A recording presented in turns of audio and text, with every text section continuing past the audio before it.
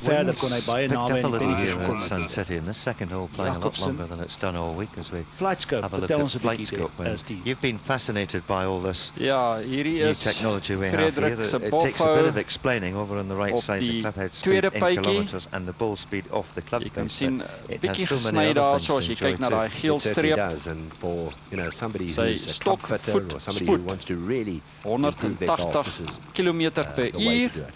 en die balspoed 264 km per uur. En as jy daai to 27 spoed meters van die bal, at the top of its flight, and the smash, which is the relationship between the club.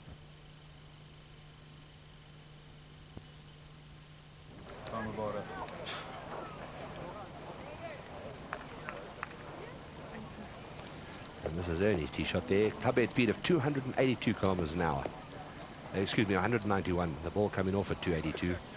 8 degrees of angle with his tee shot, and the ball getting up to 34 meters high, so a pretty high tee shot. And that ball carried, now this is carried through the air, not including run, 281 meters. Whew, that's long. 310 yards and some more data for you there to digest. The backspin rate's very important as to the launch angle, isn't it? And here you see very different, only 4.7. So this is going a lot closer to the ground, and not getting nearly the carry, only 254 meters, 3,420 RPMs.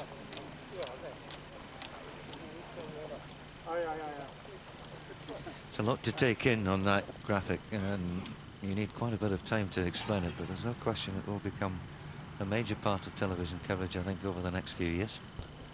Lee win their way down the second hole.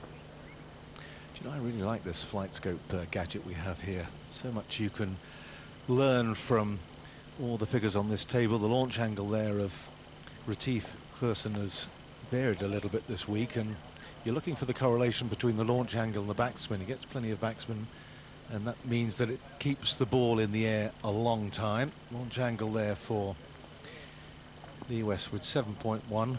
Fair amount of backspin. Well, that meant it kept the ball in the air for just over 8 seconds. 262 meters carry distance. Not bad for 184 kilometers an hour speed.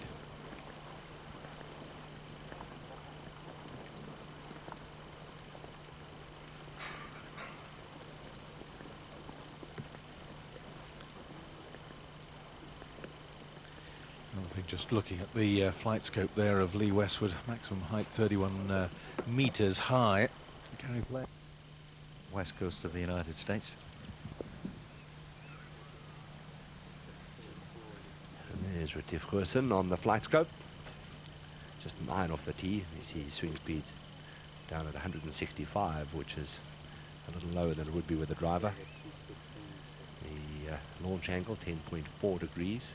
And the tee shot carried through the air, 212 meters, which is a long way to carry an iron uphill. Different stats of Lee Westwood, the launch angle half of Retief, just 5 degrees there, 250 through there for Westwood. All down to the two different clubs they used off the tee more than anything else.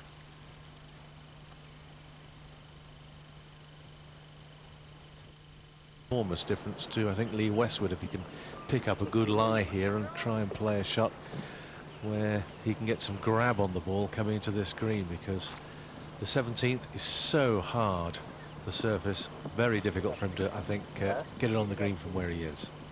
Launch angle of 9.4 would be about right with a 3-wood one. Would be about right, but I'm surprised to see the backspin so low there, 2,380 revs per minute. You would have thought maybe with the 3-wood you get a little bit more spin, and therefore the ball would get a little bit higher, maybe get a bit more carry distance of 242. But I'm sure as he sees these figures a little more over the coming months and use them, then I think he might be able to hone that to his advantage and get a little bit of extra length. You can see the flight time not too long in the air, that ball, just 6.4 seconds.